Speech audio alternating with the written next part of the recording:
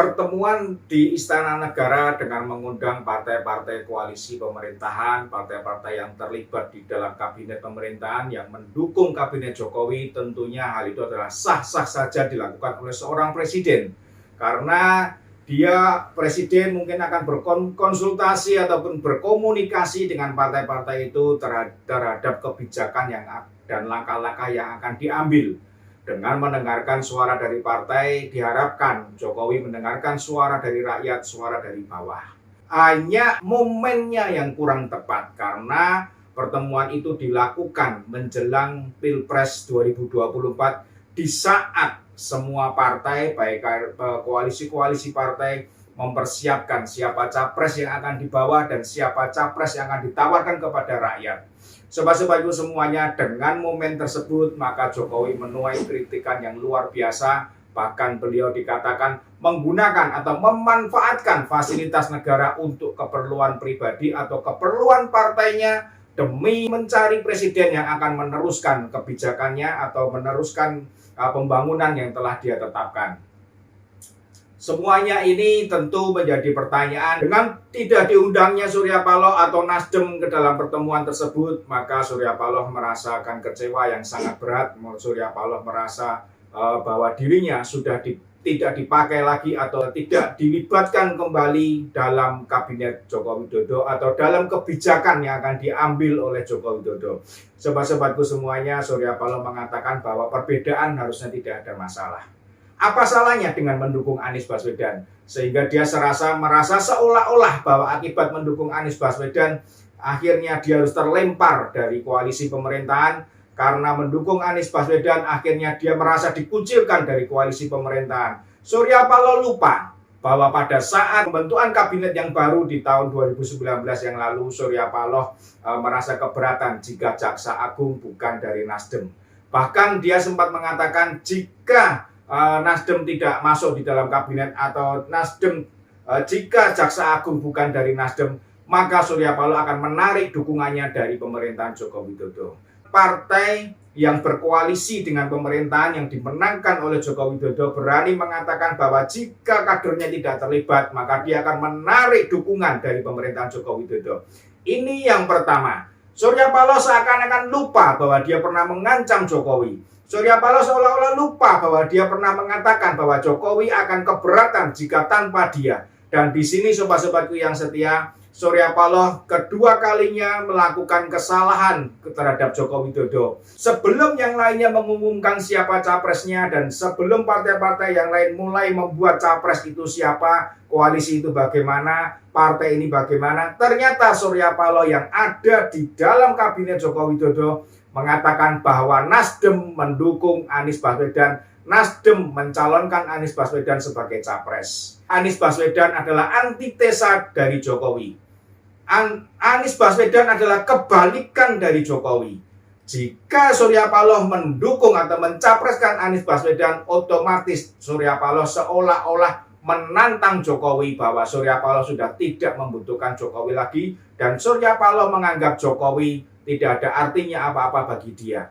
Nah, sobatku yang setia semuanya, ternyata setelah tidak diundang oleh Jokowi, Surya Paloh malah kelabakan. Surya Paloh malah merasa dirinya seolah-olah direndahkan atau Surya Paloh merasa bahwa dirinya seolah-olah tidak terpakai lagi.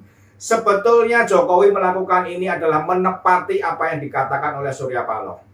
Jika apa yang diingini oleh dia tidak diakomodir oleh Jokowi, maka Surya Paloh siap untuk menarik dukungan dari pemerintahan. Maka di sini Jokowi membuktikan, silakan Anda tarik dari pemerintahan, dan Jokowi merasa tidak ada faedahnya dan tidak ada pengaruhnya. Karena pemerintahan Jokowi juga akan selesai pada tahun 2024. Apalagi Surya Paloh mendukung Anies Baswedan yang merupakan antitesa Jokowi, dan Anies Baswedan sudah menyatakan bahwa dia tidak akan meneruskan pembangunan Joko Widodo, bahwa dia bersama dengan koalisi perubahan akan merubah dan akan kembali ke masa-masa di mana sebelum 2019. Sobat-sobatku semuanya, Surya Paloh seolah-olah lupa. Surya Paloh seolah-olah tidak melihat gajah di mata sendiri, tapi dia melihat debu di mata Joko Widodo. Sobat-sobatku semuanya, inilah orang yang boleh dikatakan terlalu percaya diri dan takabur, sehingga dengan kepercayaan dirinya yang luar biasa akhirnya dia harus jatuh dan terjeblos di dalam lubang yang dia gali sendiri. Kita melihat bahwa survei Anies Baswedan bukannya naik tetapi terus nyungsep. Kita lihat bahwa Anies Baswedan sebetulnya ditolak oleh mayoritas seluruh rakyat Indonesia karena dengan kebijakan yang dia terapkan pada saat menjabat Gubernur DKI Jakarta pada tahun 2012 hingga 2022 kemarin. Apa yang dia kerjakan selama 5 tahun tersebut adalah merupakan sebuah hal yang menyakitkan. Bukan hanya rakyat DKI Jakarta, tetapi ternyata seluruh rakyat Indonesia melihat bahwa dia tidak pantas menjadi seorang pemimpin. Karena apapun yang dikerjakan, apapun dia lakukan, semuanya adalah berdasarkan kata-kata, dan kata-kata itu tidak bisa dia tepati.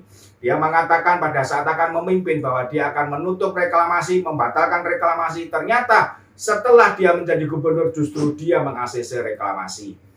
Belum lagi ditambah dengan kebijakan yang sangat dipertanyakan oleh banyak orang, yaitu dengan adanya kelebihan-kelebihan anggaran di dalam setiap dinas-dinas atau pos-pos yang membutuhkan anggaran.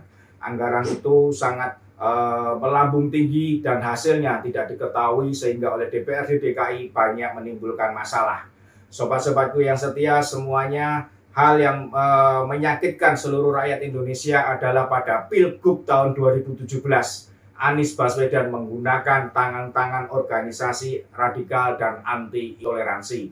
Melalui tangan-tangan inilah maka persatuan, kesatuan, dan toleransi di DKI Jakarta terpecah belah, dan itu membawa efek untuk seluruh rakyat Indonesia di Republik ini dari Sabang sampai Merauke.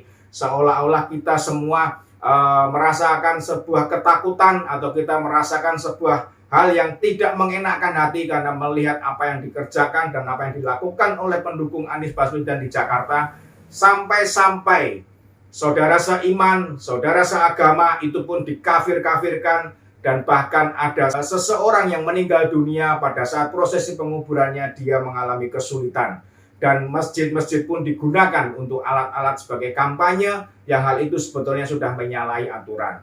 Tetapi Anies Baswedan mendiamkannya.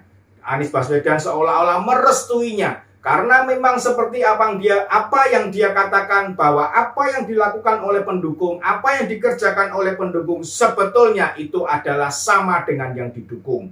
Di sini kita bisa melihat bahwa memang Anies sebetulnya tidak ada bedanya dengan pendukungnya pada masa lalu 2017 tersebut, yaitu Anies mengiyakan adanya radikal dan intoleransi ini ada. Sobatku yang setia, Surya Paloh membela dirinya bahwa Surya Paloh mengatakan predikat politik identitas sebetulnya tidak perlu disematkan, dan harusnya melihat apa yang dikerjakan Anies selama di Jakarta mengenai toleransi itu.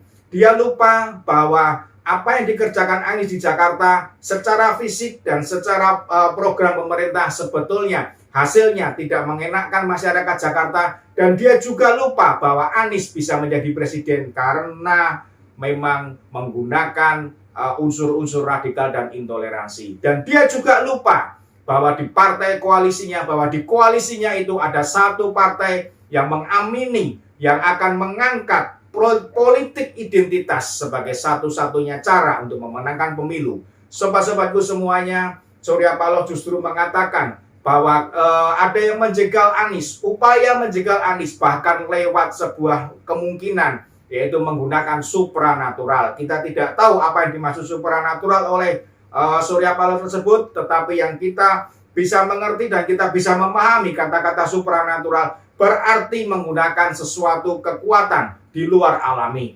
Kekuatan di luar alami bisa bermacam-macam, termasuk kekuatan menggunakan hal-hal yang berada di dunia gaib, di dunia lain. Sobat-sobatku yang setia, jika Surya Paloh merasa bahwa Anies juga dijegal kemungkinannya dengan model-model supranatural, maka sobat, yang perlu kita pertanyakan, apakah mungkin bahwa alam supranatural, yaitu mungkin dunia-dunia supranatural, demit, tuyul, babi ngepet, suster ngesot, gendruwo, pocong, apakah mereka juga ikut menjegal Anies Baswedan? Sobat, jika memang mereka ikut menjegal Anies Baswedan, harusnya Surya Paloh mulai mawas diri. Surya Paloh harus mulai mengerti bahwa capres yang dia angkat, capres yang dia dukung, capres yang dia gembar-gemborkan akan sangat baik, membawa toleransi dan segala macam. Capres tersebut bukan hanya tidak disukai oleh rakyat Indonesia, tetapi capres tersebut juga dijegal oleh kekuatan supranatural, dijegal oleh suster ngesot, dijegal oleh genderuwo dan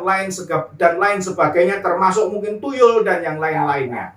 Sobat-sobatku semuanya, pemilu 2024 sudah dekat, pilpres sudah dekat, dan mari kita melihat dan kita akan memilih capres yang sesuai dengan hati nurani kita, capres yang akan meneruskan pembangunan Joko Widodo, capres yang terlihat rekam jejaknya sudah jelas, yang memiliki rekam jejak menolak radikalisme dan intoleransi ada di bumi Indonesia, capres yang bisa bergaul, capres yang bisa masuk ke masyarakat, capres yang diterima oleh rakyat, dan capres yang di mana-mana selalu menggaungkan persatuan dan kesatuan dan akan meneruskan pembangunan yang telah diletakkan dasarnya, fondasinya oleh Joko Widodo.